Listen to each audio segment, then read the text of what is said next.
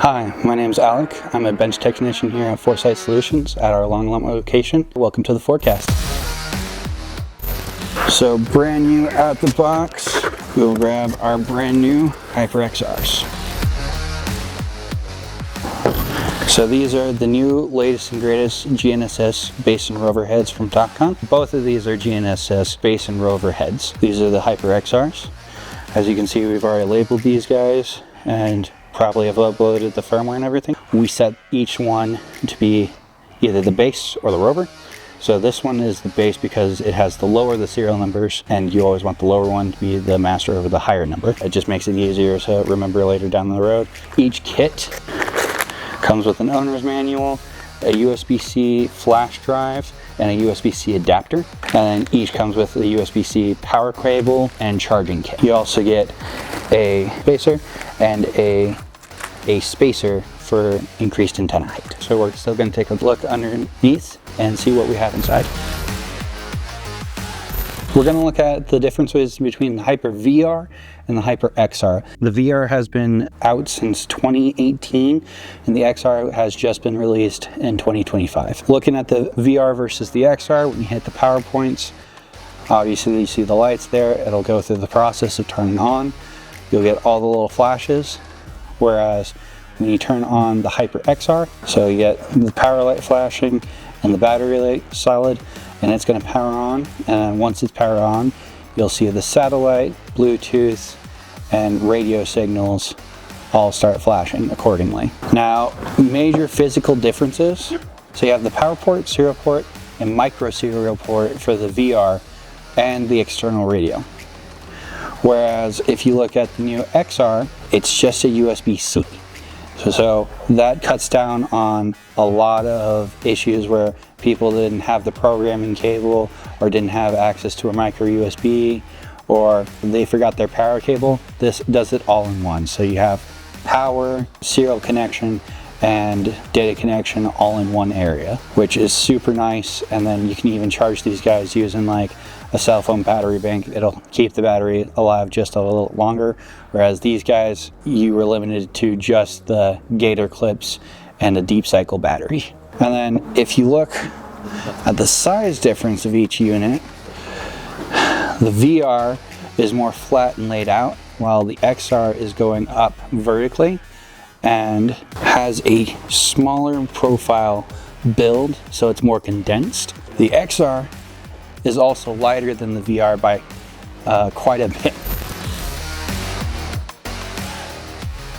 The user interface is different from the HiPer XR from the HiPer VR, because the HiPer XR is a web interface based versus the HiPer VR, which you have to go through True in order to change settings, upload different licenses and stuff like that.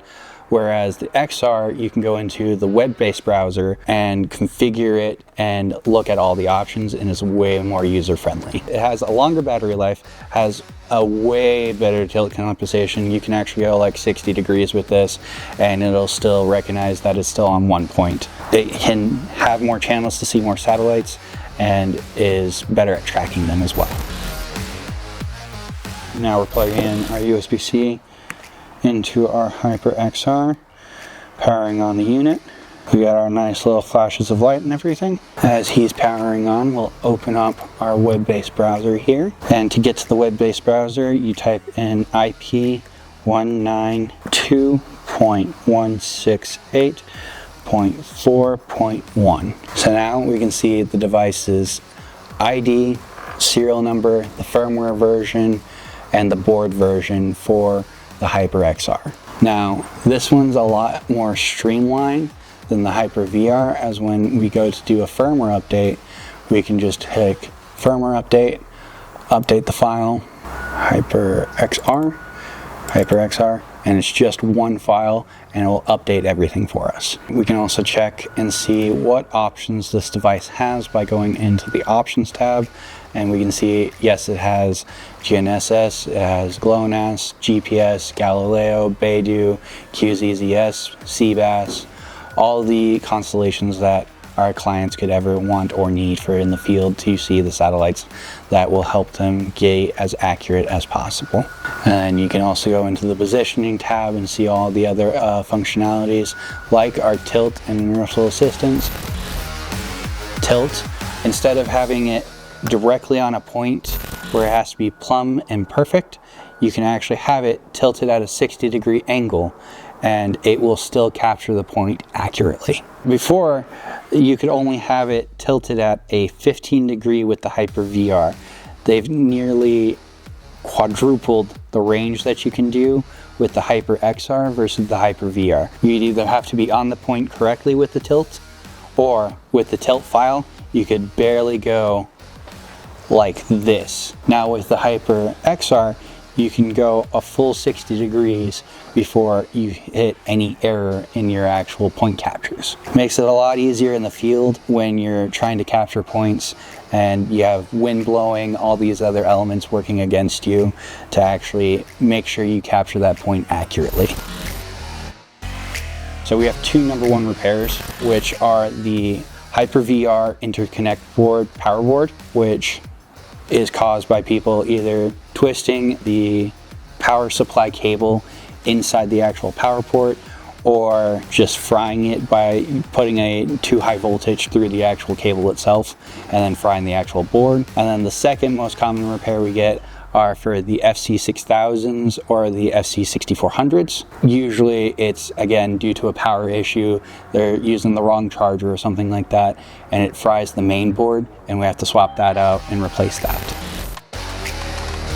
So the benefits of having an actual repair center is that we have the capability of replacing parts and key components of different types of machines so that you don't have to buy a brand new unit for like $20,000. Instead, you're only paying $1,000 to get it fixed and back out into the field sooner and quicker. We are certified in 7 different types of repairs right now, and we will have 8 at the end of this year for the HiPer XR.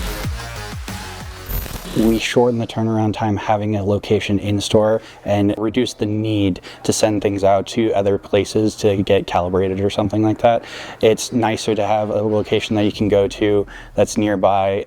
You can get something fixed really quickly and then just have it turned around. Having the in-person connection and actually talking to the customer is really nice, because then you can actually get a beat on what's actually the problem. You get that personal connection with the customer, and it's just so nice. So everything on the actual workbench is actually EMS protected so that we don't fry any boards or anything when we're working. We still do have the electrostatic strap just so in case when we were working on specific components, we're not doing that stag discharge, breaking the boards further. We got our vice grip and everything, so when we're working on stuff that needs to be tightened down to a specific standard or loosened, we have that for right there. Computer we use to take and actually program the HiPer VRs by plugging them in via USB to micro USB. And we have our mat and everything to protect against static electricity as well. We got all of our screws and everything that we use for different devices, little odds and ends that you don't think you're going to need, but you're going to need. And then we got our tool bench with everything. We have our programming cables and everything that we use for different types of equipment to get into different programs and to install different licenses and firmwares that we need to use.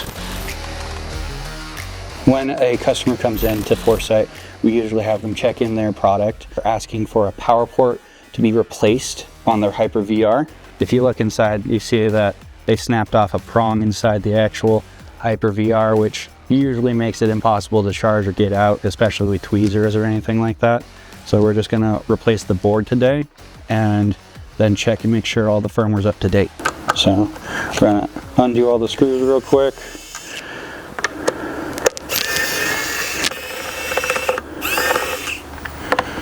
Gotta be careful. In here we have the actual boards and guts of the HiPer V. So to make sure that everything is smoothly taken out, we're gonna pop some stuff off so that we can freely move the device around. We're gonna make that one also come out. So now we have access to the board and everything here. We're going to take our computer screwdriver here, remove the bad board. Right off the board.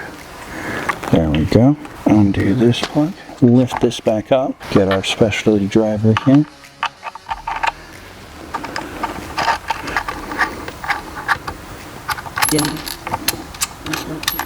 And we are going to have to remove this sticker because they like to hide screws on our devices here. We'll end up replacing this. Go in, grab these last two screws here, and pop out this board.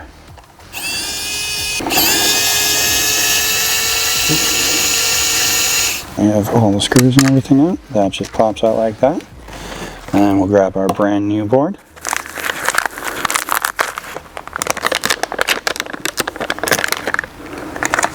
They come with the actual new little tight screws. Okay, now we can put this back in like so. Make sure everything's nice and tight. All came into place. And that cord they disconnected earlier, we'll reseat. Reseat cable number 2. Here we go. There we go. Lock that back down.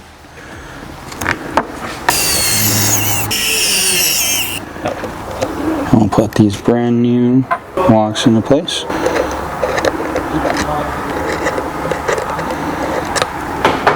And we can grab a replacement sticker later, but to see if the unit's now charging, we'll plug it into our power supply here. Voila, we got it fixed. So this repair took roughly 30 minutes to complete. Normally if we would have to send this out, we would get it returned back to us in about 2 to 3 weeks. So next we're going to check the firmware status on the HiPer VR. So the program that we're using is True, which is Topcon Receiver Utility. This is what we use to actually plug into devices and see what their firmware is, what licenses they have on it, and access all the other stuff that most people don't usually see at the end user level. So we'll go in here, we'll look at our device, we'll connect to our HiPer VR right here using a serial port connection, which is why we're using the micro USB to USB-A. So right here is where we're going to see information. This is going to tell us our firmware version, which is 5.5.2. And then our power board version, which is 136. So this unit is out of date, so we are going to have to update it. We'll go into File Explorer here, and then while in Files, we have to disconnect it from our computer. And then after we eject it, we mount it to our True. After it's done initializing, we'll go into Device, Application Mode, Firmware Loading, Device Connect. We'll choose our 281 again. We're going to select our power board version. I have a set of files that I use. The specific file I'm going to load right now is the GNSS power board firmware version 1.51, which is the latest version of firmware that we have that is stable for the HiPer VR. So we're going to upload that, and now it's updating the firmware right as we speak. So that's one of 3 steps that we have to do in order to get the firmware to the latest so that the customer won't experience as many issues in the field while using the device. We're going to go down history lane here. These are the models that we currently see the most in the field or that are still active in the field that we're trying to replace. You have your GR5. This is one of the older units that we have. They no longer make parts for these units, but they're still active in the field today. And then you also have your HiPer Vs, which are the predecessor to the HiPer VR. These we still see a lot of. They did discontinue the parts, so we can no longer repair them, but we do see these come to our stores sometimes, and people do bring in other heads and stuff that they use for donor parts so that we can actually put their other parts into these units and make some complete. As of 2018, the HiPer VR was released, and this is the most common model that I've worked with here at Foursight Solutions in my time being here of 3 years. This unit has been wonderful, great. The battery life on it lasts between 6 to 8 hours depending on temperature and everything. Great units, still active. We can still get parts, we can still fix these guys. And now the brand new units, which are the HiPer XRs. These guys were just released last year in 2025. We are getting trained on how to repair them this year. They're the newest, latest models, have a ton of new features like the tilt feature. Instead of having it either at a 15-degree angle like the VR, you can have it at a 60-degree angle, which makes it easier in the field to actually plant that down and find your point, especially when it's terrain, wind, or you're just at an odd angle with a fence right next to you. You just need to get to that point that's right there. Wonderful, guys. Looking forward to seeing what they can do in the future. So my name is Alec, and I'm the bench tech repair technician here at Foursight Solutions. Now that you've seen what we can do at our repair center, please bring in anything and everything so we can get it turned around for you quick and easy. And this has been the FourCast.